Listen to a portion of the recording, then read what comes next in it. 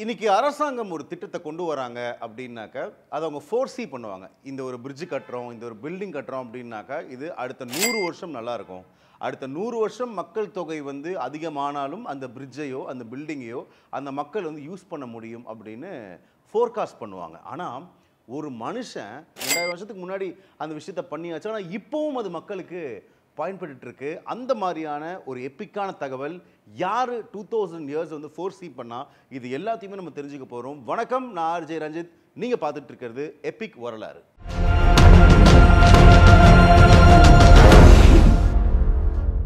உலகமே வந்து அண்ணாந்து பார்க்கக்கூடிய ஒரு தலைவன், ஒரு அரசன் கரிகால சோழன்.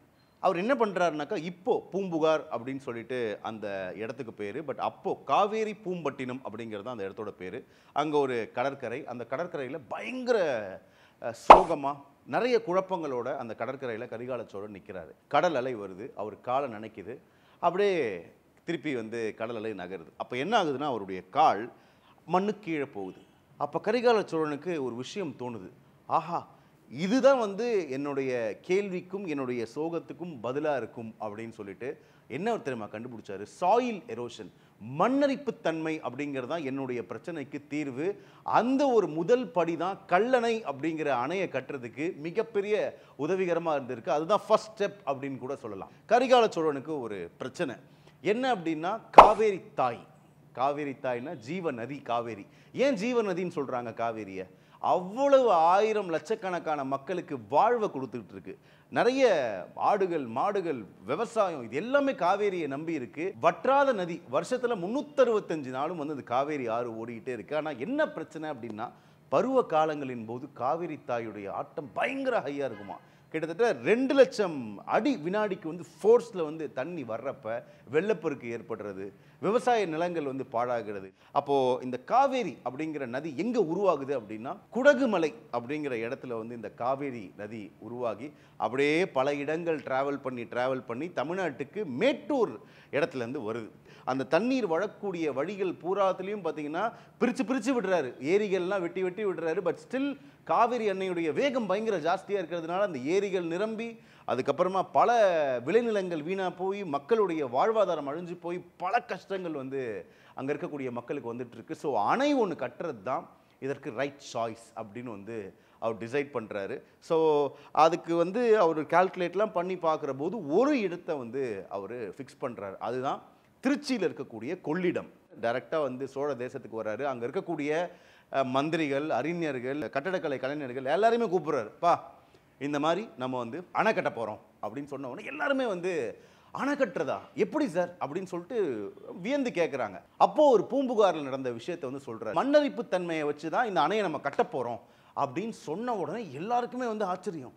எப்படி இந்த அணையை வந்து கொண்டு வரலாம் அப்படிங்கிற போது கரிகால சோழன் ஒரு விஷயத்தை சொல்கிறார். என்ன அப்படின்னா, இந்த காவேரி ஆறு ஓடிட்டு இருக்கிற போது கரை இடத்துல பார்த்தீங்கன்னா தண்ணீரோட ஃப்ரிக்ஷன் கம்மியாக இருக்கும். இதுவே நடுவில் இருக்கிற போது தண்ணீரோட ஃப்ரிக்ஷன் வந்து ஜாஸ்தியாக இருக்கும். அதனால் நான் திருச்சியில் கொள்ளிடம் அப்படிங்கிற ஒரு இடத்த வந்து ஃபிக்ஸ் பண்ணியிருக்கேன். அங்கே நம்ம போய் இந்த அணை கட்டுறதுக்கான வேலைகள்லாம் பண்ணலாம் அப்படின்னு இருக்கிற போது எல்லாருமே கேட்குற கேள்வி, எப்படி அணை கட்ட போகிறோம்? ஏன்னா காவேரி வந்து கிட்டத்தட்ட 2 லட்சம் கன அடி வேகத்தில் வந்துகிட்டு இருக்கு. எப்படி அந்த இடத்துல நம்மளால் கட்ட முடியும் ஒரு அணையை அப்படின்னு சொல்லி கேட்குற போது அவர் சொல்கிறாரு, அந்த கரைக்கிட்ட போயிட்டு நம்ம என்ன பண்ணலாம், ஒரு கல்லை நம்ம வந்து அந்த நடுவில் வைக்கலாம். அப்போ என்ன ஆகும் அப்படின்னாக்கா, இந்த மண் அரிப்பு காரணமாக அந்த கல் கீழே போகும். அது எவ்வளவு கீழே போகுது அப்படிங்கிறத பார்ப்போம். அது எவ்வளவு கீழே போகுதோ அந்த அளவுக்கு அதிக எடை கொண்ட கல்லை நம்ம அந்த இடத்துல போடுறோம் அப்படின்னாக்கா ஆட்டோமேட்டிக்காக அந்த இடத்துல ஒரு அணை உருவாகும்ல அப்படின்னு சொல்கிற போது எல்லாருக்குமே ஆச்சரியம். ஆமாம் இல்லை அப்படின்ட்டு. டெக்னிக்கலாக கரிகால சோழன் வந்து அணையை கட்டி தண்ணியை சேவ் பண்ணல. அவர் என்ன பண்ணுறாருனா, அந்த காவிரியோடைய ஓட்டம், அந்த ஃபாஸ்ட் இருக்குல்ல ஸ்பீடு, அதை கம்மி பண்ணுறதுக்கான ஒரு சூப்பரான ஸ்ட்ராட்டஜியை வந்து பில்ட் பண்ணுறாரு. ஸோ ஒன்ஸ் இவங்க என்ன பண்ணுறாங்கனாக்கா, அந்த கற்களெல்லாம் செட் பண்ணுற போது ஆட்டோமேட்டிக்காக தண்ணீருடைய வேகம் குறையுது. உடனே என்ன பண்ணுறாரு, அங்கே இருக்கக்கூடிய மக்கள் யானைப்படையெல்லாம் கூப்பிடுறாரு. எப்பா இது வந்து ஒர்க் அவுட் ஆகிற மாதிரி தெரியுது. ஸோ யானைப்படையில் இருக்கக்கூடிய அந்த யானைகளெல்லாம் கூப்பிடுங்க, கற்களை வந்து நம்ம எடுப்போம், நம்மளுடைய சிப்பாய்களெல்லாம் கூப்பிடுங்க, இந்த அணையை வந்து கரெக்டாக ப்ராப்பராக பிளான் பண்ணுவோம்னு சொல்லிட்டு 1000 மக்கள் சேர்ந்து அணையை வந்து கட்டியிருக்கிறாங்க. ஸோ ஒன்ஸ் என்ன ஆகுது அப்படின்றத அந்த அணையை கட்டின உடனே என்ன பண்ணுது, அந்த காவிரி தாயுடைய ஸ்பீடு வந்து ஆட்டோமேட்டிக்காக கம்மியாகுது. ஸோ கம்மி ஆன உடனே அந்த கொள்ளிடம் அப்படிங்கிற ஒரு அணைக்கிட்ட வந்த உடனே 2 வழியாக வந்து ஸ்ப்ளிட் பண்ணுறாரு. ஒன்று வடிகால் பாதை, இன்னொன்று பாசன பாதை. இந்த வடிகால் பாதையில் என்ன ஆகுது அப்படின்னாக்கா, அங்கே இருக்கக்கூடிய மக்கள் யூஸ் பண்ணுறதுக்கான தண்ணி எல்லாம் ஒரு வழியாக போகுது. இந்த பாசன பாதையில் வரக்கூடிய தண்ணி எல்லாமே என்ன ஆகுது அப்படின்னாக்கா விவசாயத்துக்கு பயன்படுது.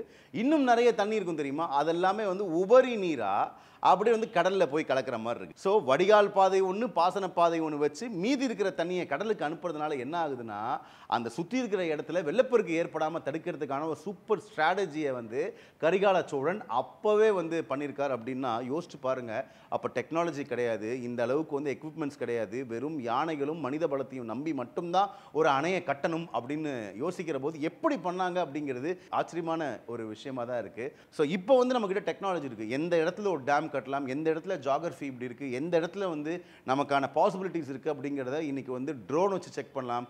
இன்றைக்கும் பார்த்தீங்கன்னா காவேரி டெல்டாவில் இருக்கக்கூடிய மக்களுக்கு கல்லணை உதவிகரமாக இருக்குது அப்படின்னா அந்த மனுஷன் எவ்வளோ விஷயத்தை அஹெடாக பார்த்துருக்காரு அப்படிங்கிறதுக்கு இந்த கல்லணை அப்படிங்கிறது ஒரு சாட்சி அப்படின்னுமே சொல்லலாம். ஸோ இந்த வரலாறு ஒரு கதையாக கேட்குற போது எவ்வளோ பிரமிப்பாக இருக்குது அப்படிங்கிற உங்களுடைய கமெண்ட்ஸை கீழே எங்களுக்கு தெரியப்படுத்துங்க. இந்த மாதிரி எப்பிக்கான தகவல்கள்லாம் நீங்கள் தெரிஞ்சுக்கிறதுக்கு எப்பிக் வரலாறு சேனலை லைக் பண்ணிக்கோங்க, ஷேர் பண்ணிக்கோங்க, சப்ஸ்கிரைப் பண்ணுங்கள்.